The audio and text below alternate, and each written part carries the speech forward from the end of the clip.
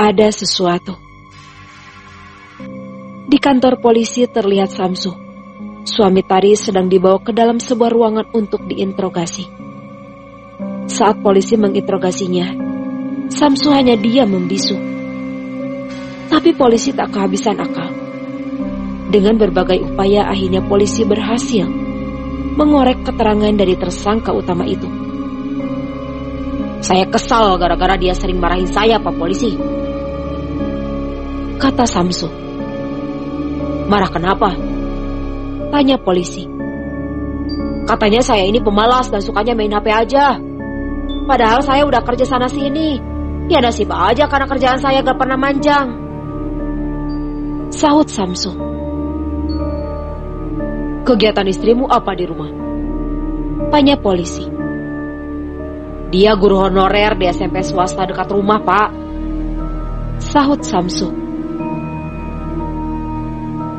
"Dia punya penghasilan, kamu gak kerja, ya jelas dia marah. Apalagi pengeluaran terus ada tiap hari. Wajar kalau dia marah. Istri saya aja, yang saya kerja tetap dan punya gaji tiap bulan, masih marah kalau lihat saya malas. Apalagi kamu," sindir polisi itu. "Iya, tapi saya gak suka caranya negur saya, Pak," sahut Samsu membela diri. "Alasan? Ini bukan kali pertama kamu pukul istrimu sampai babak belur kan? Warga di sekitar rumahmu sampai radius 200 meter aja tahu kalau kamu sering KDRT sama istrimu itu. Dan kamu adalah laki-laki pengecut karena berani main tangan sama istrimu sendiri," hardik polisi lainnya. "Dan karena ulahmu, sekarang istrimu itu cacat, tahu gak?" kata polisi lagi. "Apa? Cacat, Pak? Kok bisa?" tanya Samsu terkejut dengan suara gemetar. "Ya bisa lah kalau dipukulin tiap hari. Dan dia dibawa sama keluarganya sekarang. Mereka juga udah ngurus surat perceraian di pengadilan agama," kata seorang polisi sambil menatap kesal ke arah Samsu. Samsu yang syok mendengar istrinya cacat akibat ulahnya dan kini sedang digugat cerai pun jatuh pingsan. Hal ini membuat polisi yang sedang menginterogasinya pun tertawa.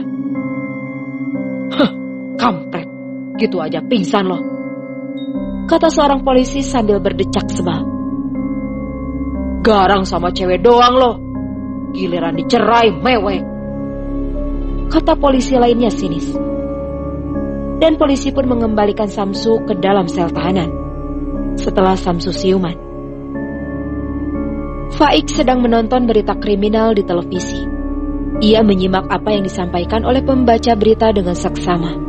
Saat tersangka utama dibawa dari ruang sidang menuju tahanan kembali, Faik nampak mengerutkan keningnya. Faik melihat ada penampakan besar hitam di belakang si tersangka utama, yang tak lain adalah Samsu, suami Tari. "Pantesan aja dia jadi kasar sama istrinya itu. Rupanya ada makhluk itu yang ikut andil," gumam Faik sambil menganggukkan kepalanya. "Apa maksud kamu, Bang? Jangan bilang dia kesurupan saat dia lagi mukulin istrinya itu. Asal kamu tahu ya, Bang, istrinya itu pasien mama. Dan dia jadi cacat karena dipukulin sama suaminya yang gila itu," kata Farah berapi-api. "Iya, Mama sayang. Tenang dulu ya," kata Faik sambil tersenyum. "Kenapa sih, Ma?" tanya Evlia penasaran. "Kepo," seru Faik sambil melempar kulit kacang ke arah Evlia. "Isya, Bang nih. Iseng banget sih," jerit Evlia marah. Faik dan Evlia saling bersahutan. Tak ada satupun yang mengalah. Sedangkan Farah nampak berusaha mencerna ucapan Faik tadi. "Kalau gitu istrinya harusnya masih bisa sembuh dong, Bang. Ya kan?" tanya Farah penuh harap. "Mudah-mudahan bisa, Mah," sahut Faik sambil tertawa menghindari serangan balasan Evlia. "Assalamualaikum," Sapa Erik dan Fatur bersamaan. Waalaikumsalam, saut Farah, Faik dan Evlia. Lalu Evlia menghambur ke pelukan Fatur dan berbisik sesuatu di telinga Fatur. Masa? Tanya Fatur. Iya, sahut Evlia hingga membuat semua yang ada di ruangan itu tertawa. Evlia menghentakkan kakinya sambil melengos. Melihat hal itu, Fatur pun mencubit pipi Evlia gemas sambil duduk di depan televisi. Ini berita yang lagi rame itu ya, Kak? Tanya Fatur saat melihat berita kriminal di televisi. Iya, tapi kata Faik, si tersangka ngelakuin itu semua karena dipengaruhi makhluk gaib. Sahut Farah sambil meletakkan 2 cangkir kopi di atas meja. Emang gitu, Bang? Tanya Erik. Iya, Pak. Sahut Faik lalu duduk di samping Fatur. Aku sih percaya sama Faik. Soalnya si tersangka berkali-kali bilang kalau dia dalam keadaan gak sadar waktu mukulin istrinya itu. Kata Fatur sambil mengunyah kacang kulit. Oh gitu ya. Pantas saja dia nyangkal terus kalau polisi nganggap semua direncanain sejak awal. Kata Erik menambahkan. Tapi lepas dari semua pengakuan si brengsek itu, yang kasihan kan istrinya. Dia yang jadi korban loh. Dari cantik dan sehat, sekarang jadi buruk rupa dan cacat. Aku gak tahu deh gimana cara suaminya mukulin. Kok bisa sampai merubah struktur wajahnya juga? Kata Farah kesal. Itulah kalau kurang iman. Gak ada suasana agama di dalam rumah. Semuanya dibawa emosi dan pakai logika. Padahal harusnya menghadapi masalah rumah tangga kan bisa pakai jalur yang udah diatur dan disediain, yaitu lewat agama. Kalau kita ngaduin semua masalah ke Allah, insya Allah bakal dikasih jalan keluar. Bukannya lari ke miras dan sebagainya. Usaha lahiriah mah jalan, tapi usaha batiniah berupa doa gak pernah. Ya pincang lah. Akhirnya gini deh jadinya. Kata Erik menganalisa. Betul tuh, Bang. Soalnya aku dengar juga suaminya itu suka sekali ke dukun buat nyari jimat biar bisa diterima kerja di tempat yang enak. Kata Fatur. Tuh bener kan, larinya aja ke dukun bukan ke Allah. Ya pantas lah yang ngikutin makhluk jahat. Jadi panas dan bawaannya emosi mulu. Akhirnya melakukan tindakan yang di luar nalar.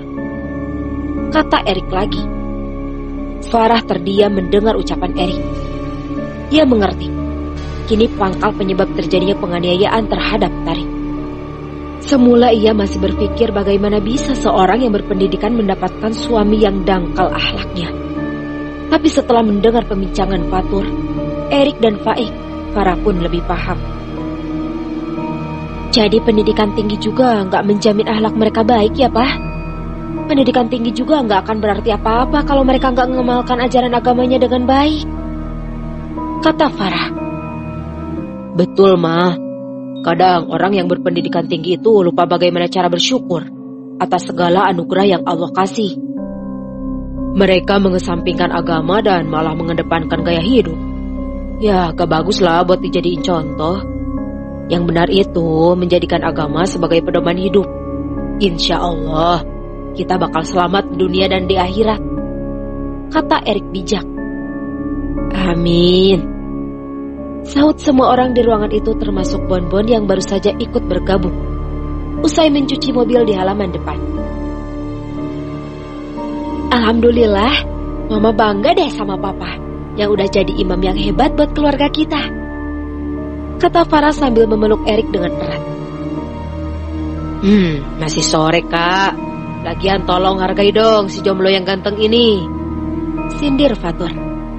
Farah dan Erik malah mengeratkan pelukan mereka dan mengatakan sesuatu yang membuat Fatur kesal. Makanya cari pacar sana. Seru Erik dan Farah bersamaan hingga membuat Faik, Evlia dan Bonbon tertawa. Sedangkan Fatur nampak menekuk wajahnya mendengar ucapan Erik dan Farah. Suasana kembali ramai dengan gelak tawa saat Fatur memulai aksinya mengusili Evlia.